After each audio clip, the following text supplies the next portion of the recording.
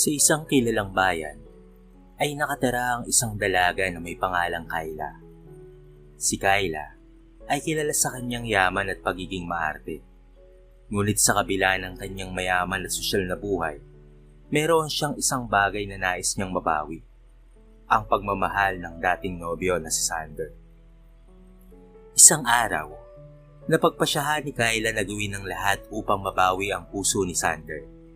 Lumapit siya sa kanyang pinsan na si Leo, isang binatang nag-aaral sa all-boys school, kung saan ay naroroon din ang kanyang dating nobyo. "Gusto kong pumasok sa paaralan niyo. Gusto kong mag-aaral doon," sabi ni Kayla, na agad na ikinataas ng kilay ng kanyang pinsan na si Leo. Tila hindi ito makapaniwala sa kanyang narinig. "Ano? Nahihibang ka na ba? All-boys school yon. Hindi ka pwede doon," tugon ni Leo, na nagdududa sa plano ng kanyang pinsan. Ngunit hindi napigilan ni Kayla ang kanyang determinasyon. "Kaya nga, alam ko naman na hindi ako pwede doon. Kaya I have to pretend na lalaki ako. My plan is to disguise as a man," sambit ni Kayla na may malawak ng ngiti sa kanyang mga labi. Napanganga na lamang si Leo dahil sa pagkagulat. "Nababaliw ka na ba? Anong naiisip mo, Kayla? Hindi maaari yan. Pinapahirapan mo lamang ang sarili mo," sabi ni Leo at nag-aalala sa kapakanan ng kanyang pinsan. "I have to do this. Gusto kong magkabalikan kami ni Sander," sagot naman ni Kayla nang merong determinasyon. "Hindi kita matutulungan dyan. Bahala ka na sa buhay mo. Mapapahamak tayo niyan sa gagawin mo eh," sabi naman ni Leo na tila galit sa plano ng kanyang pinsan. Ngunit bigla na lamang huminto si Leo at napabuntong hininga. "Ay nako, sige na nga, tutulungan na kita. Basta't ayusin mo lamang ang pagpapanggap mo ha, at nang hindi tayo mapahamak," saad ni Leo sa kanyang pinsan na napilitang tanggapin ang kahilingan nito. Nang tumayo si Kayla at ngumiti ng malawak, nagpasalamat siya kay Leo. "Maraming salamat, Leo," masayang sabi ni Kayla na biglang yumakap ng maigpit sa kanyang pinsan. Hindi nagtagal ay nagsimula na ang mga paghahanda ni Kayla para sa kanyang malaking pagpapanggap. Tinulungan siya ni Leo na mag-disguise bilang isang lalaki. Sa bawat araw na lumilipas, mas lumalalim ang koneksyon ni Kayla at Leo. At sa pagtulong ng binata, natutunan ni Kayla ang mga bagay na dapat niyang malaman. Sa likod ng pagpapanggap ni Kayla, maraming kaganapan at kwento ang naghihintay sa kanilang dalawa. Sa pagpasok ng unang araw ni Kayla sa all-boys school, tila isang malaking pabrika ng kaba ang kanyang tiyan. Napagpasyahan niyang gamitin ang pangalang Kyle para maging mas convincing ang kanyang pagpapanggap. Dala ng kakaibang lakas ng loob, ay nagtagumpay si Kayla sa unang bahagi ng kanyang misyon. "I am so happy na may bago kaming estudyanteng nag-enroll dito sa paaralang ito," pagsasalita ng principal, na ngayon ay tinutulungan siyang gabayan papunta sa kanyang dorm.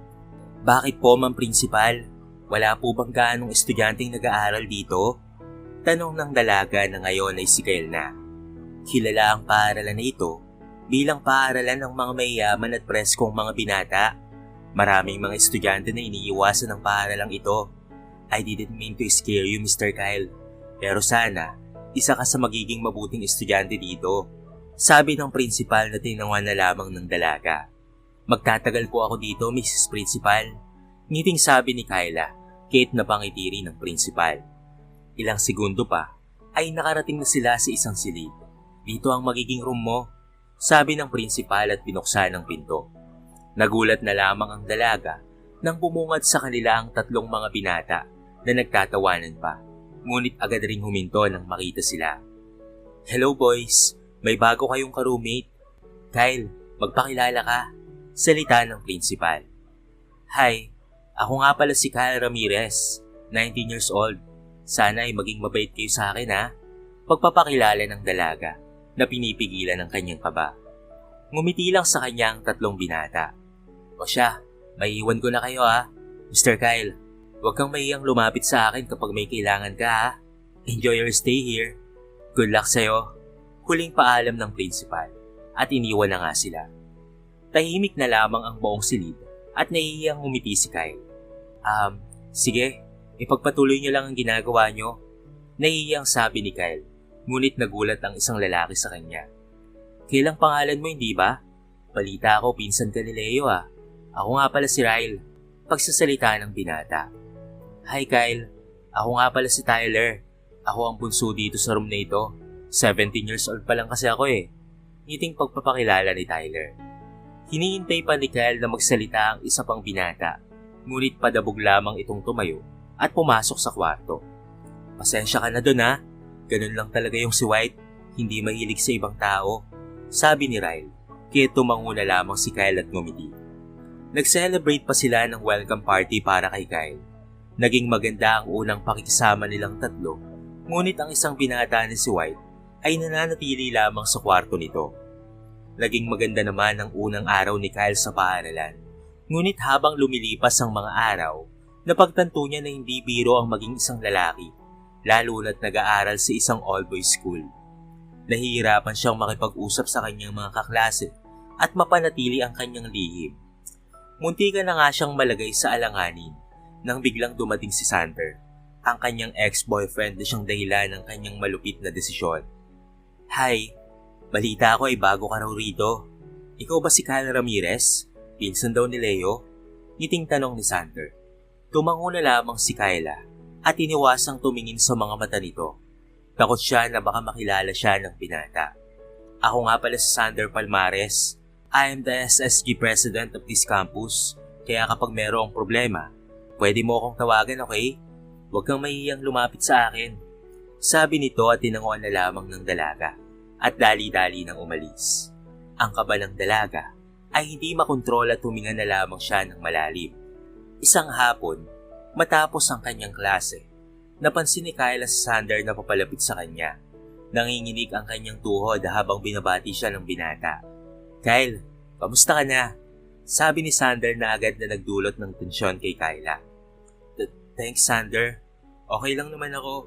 Sagot ni Kyla, na pilit na itinatago ang kanyang tunay na boses.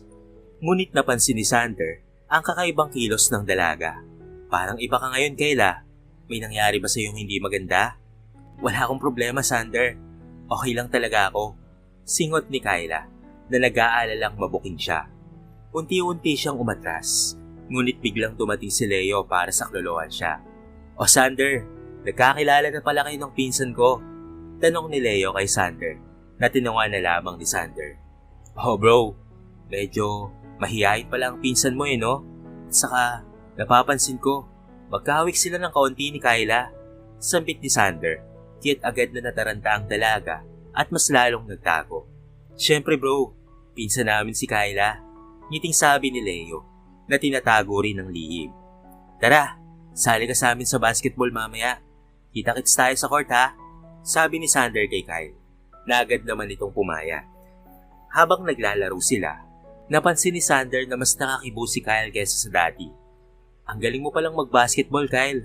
Hindi ko alam na mahilig ka sa sports. Sabi ni Sander. Kahit babae si Kyla, ay may kagalingan rin siya sa paglalaro ng basketball. At may kataasan rin ang height niya, kaya madali lamang para sa kanya ang makisama. Sa mga sumunod na araw, mas nasasanay na si Kyla sa kanyang papel bilang si Kyle. Palagi siyang tinutulungan ni Leo kung paano magsuot ng bagong damit at kung paano makisalamuha sa mga lalaki. Habang nagtatagal, nakakakuha na si Kyla ng respeto at pagtanggap mula sa kanyang kapwa-estudyante. Naging isa si Kyla sa kilalang estudyante ng campus dahil sa kanyang kausayan at katalinuhan. Bumagay rin sa kanya ang kanyang forma na nagpapamukha sa kanya na isa siyang pogi. Palagi niyang kasama ang roommate niyang si Ryle at pati na rin si Tyler, habang si White naman ay madalang lamang na sumama sa kanila kapag naroroon si Kyle. Ramdam ni Kyle na parang ayaw siyang makita ng binatang si White. Kyle, sali ka sa amin mamaya sa liga ng basketball ha. Alis muna kami ni Ryle, may bibilhin muna kami. Paalam ni Tyler sa kanya, kaya't naiwang mag-isa si Kyle sa silid. Umalis rin ang binatang si White dahil may aasikasuhin raw siya, kaya't komportable na ngayon ang dalagang kumilos. Habang wala pa ang mga binata, ay naligo muna ang dalaga sa CR. Hindi na siya nag-abala pang mag-lock dahil siya lamang naman ang naroon sa silid. Nasa gitna siya ng pagligo nang biglang may nagsalita mula sa kanyang likod. What the hell? Sigaw nito. Kate agad na napalingon si Kyla at nagulat nang makita ang binatang si White na gulat at hindi makagalaw dahil sa biglaang nasaksihan. Babae ka? Gulat na sigaw nito. Kate dali-daling kinuha ni Kyla ang tuwalya at tinakpan ang kanyang babaeng katawan. White, akala ko umalis ka. Natatarantang tanong ni Kyla. Masama ang pakiramdam ko. Kate, nasa kwarto lang ako. But what the hell, Kyle? Anong ibig sabihin nito? All this time? Babae ka pala? Hindi pa rin makapaniwalang tanong ng binata. Kate agad na lumapit si Kyle at nagmakaawa. White, please. Please wag mong sabihin ito sa iba. Wag mong ipaalam sa kanila ang sikreto ko, pakiusap. Halos lumuhod na ang dalaga sa harapan ng binata dahil sa pagmamakaawa. Bakit mo ito ginagawa? Tomboy ka ba? At gusto mo lang dito sa boys school mag-aral?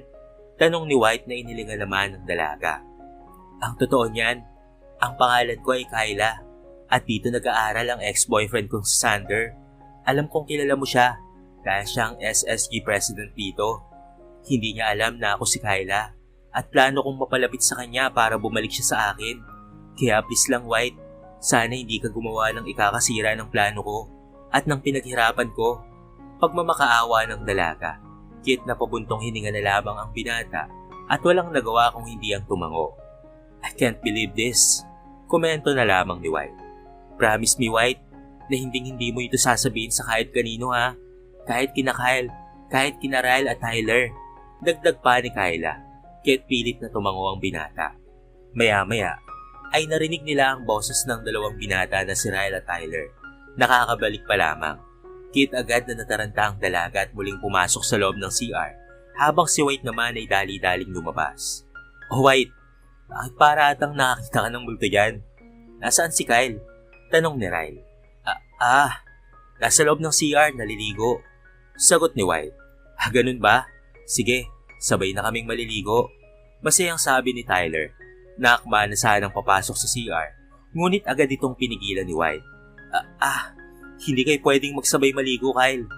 Agad na sabi ni White. Kate kumunot na lamang ang noon ng dalawang binata na si Ryle at Tyler. Bakit naman bro? Pare-pareho lang naman tayo ditong lalaki. Sabi ni Tyler at pilit nang lumapit sa pinto at agad na binuksan ng CR. Napapikit na lamang si White sa posible nilang makita. Ngunit nang mapansing walang bahid ng gulat sa mukha ng dalawa, ay agad na nilingon ni White si Kyle. Nandito na pala kayo. Sensya na kakatapos ko lang maligo Sabi ni Kyle na ngayon ay nakabihis na ng panglalaki. Huminga ng malalim si White at pumasok sa kwarto. Huminga rin ng malalim si Kyle lalo, sapagkat muntikan na siyang mabuking ng dalawang binata. Naging mas challenging pa para sa dalaga ang nangyayari, lalo na at alam na ni White ang patungkol sa kanya. Mas naging malapit sila sa isa't isa at tinulungan rin siya ng binatang si White na pagtakpan ng tinatago niyang lihim. Isang araw ay naiwan na naman sina Kyla at White sa dorm matapos umalis ni Ryle at Tyler. Sa katahimikan ng kwarto, tinanong ni White si Kyla kung kailan ito sasabihin ng totoo. Kailan mo sasabihin ng totoo na ikaw si Kyla at hindi ikaw si Kyle? Tanong ni White kay Kyla. Next week, birthday ni Sander. Plano ko nang sabihin sa kanya ang totoo. Bali yun ang pa-birthday surprise ko sa kanya. Nakangiting sagot ni Kyla. Makalipas ang ilang araw, ay dumating na nga ang kaarawan ni Sander at plano ni Kyla na ipakita ang tunay niyang pagkakakilanlan sa gitna ng intramurals, kung saan imbitado ang mga estudyante mula sa iba't ibang paaralan. Naglalaro sila ng basketball, sina Sander, Ryle, Tyler at pati na rin si White. Nagtagumpay ang kanilang 5 koponan at may kasiyahan sa basketball court. Tatakbo na sana si Kyla patungo kay Sander upang ipakita ang totoong sarili nang bigla na lamang may lumapit na babae sa binata at naghalikan silang dalawa. Hindi kaagad nakagalaw si Kyle sa kanyang nasaksihan at sa halip ay naramdaman niyang may humawak sa kanyang balikat. Lumapit siya kay White na mukhang nag-aalala sa kanya matapos ang pangyayaring iyon. Napansin ni Kyla ang pag-alala ni White at Leo sa kanya. Hindi niya napigilang umiyak at patakbong nagtungo sa dorm. Palpak ang planong ito. Sana pala hindi na lang ako nagpunta rito. Walang silbi ang pinaghirapan ko. Sana hindi na ako nagpunta rito para magpanggap ng isang lalaki. Kyla, huwag kang mag-isip ng ganyan. may dahilan kung bakit hindi natuloy ang plano mo. Sabi ni White habang sinusubukan na kumalma si Kyla. Ngunit biglang bumukas ang pinto at pumasok si Ryle at Tyler. Anong sabi mo, Kyle? Nagpapanggap ka lang na lalaki? Gulat na tanong ni Tyler. Nang walang makapagsalita, ay umamin na nga si Kyla. Oo, totoo yun. Nagpapanggap ako para maging malapit kay Sander. Pero ngayon, parang wala nang pag-asa. Wala nang silbi ang lahat ng ito.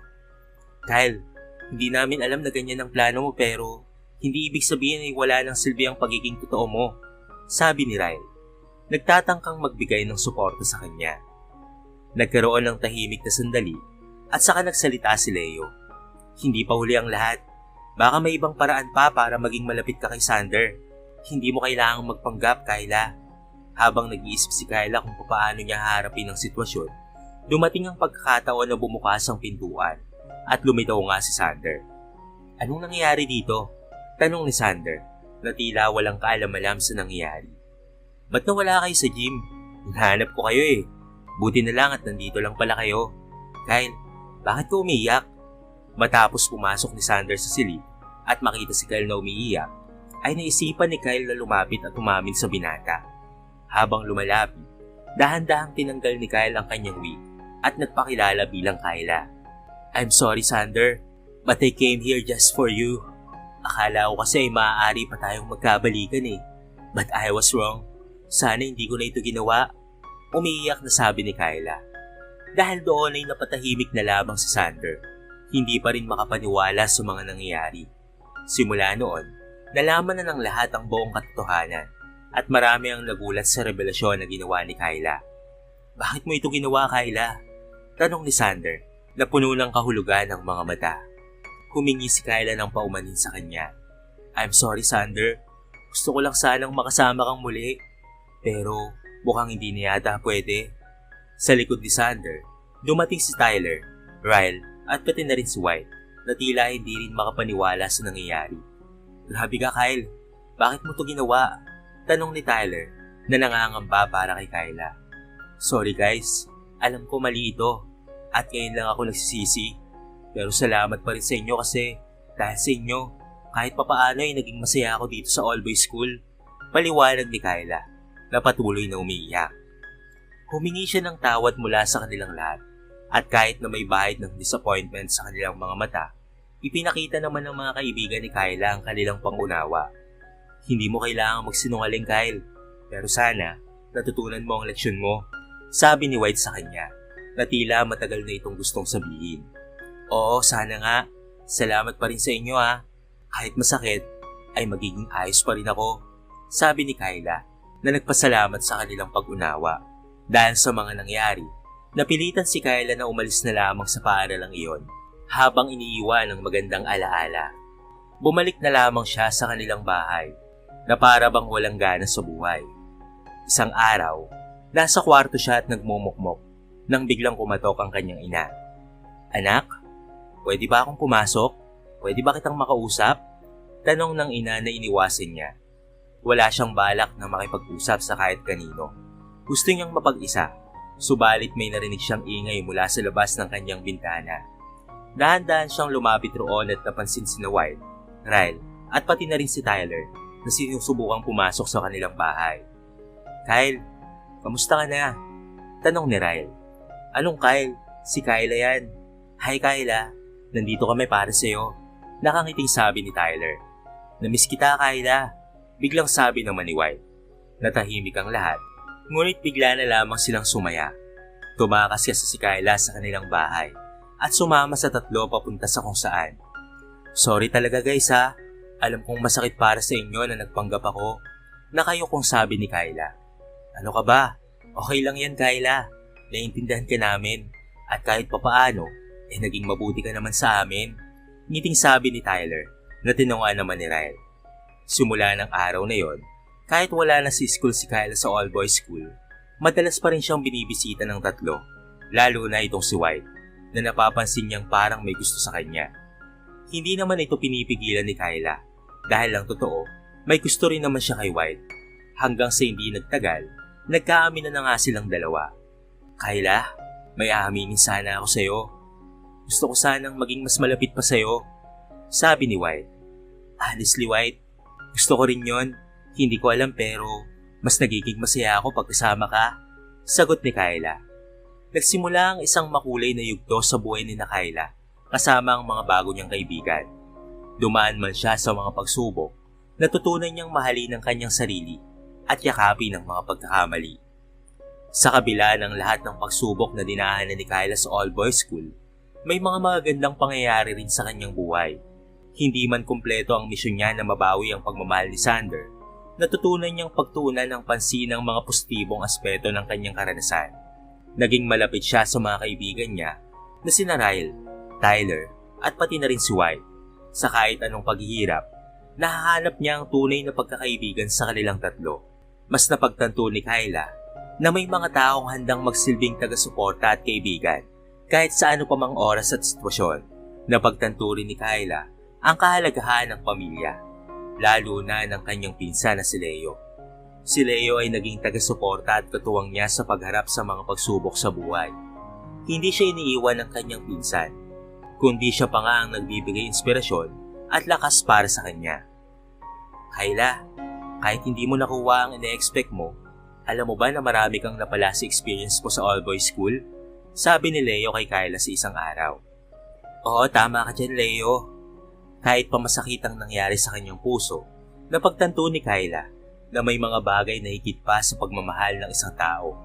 Natutunan niyang maging matatag, maging totoo sa sarili, at tanggapin ang mga pagkakamali sa tulong ng kanyang mga bagong kaibigan at pamilya.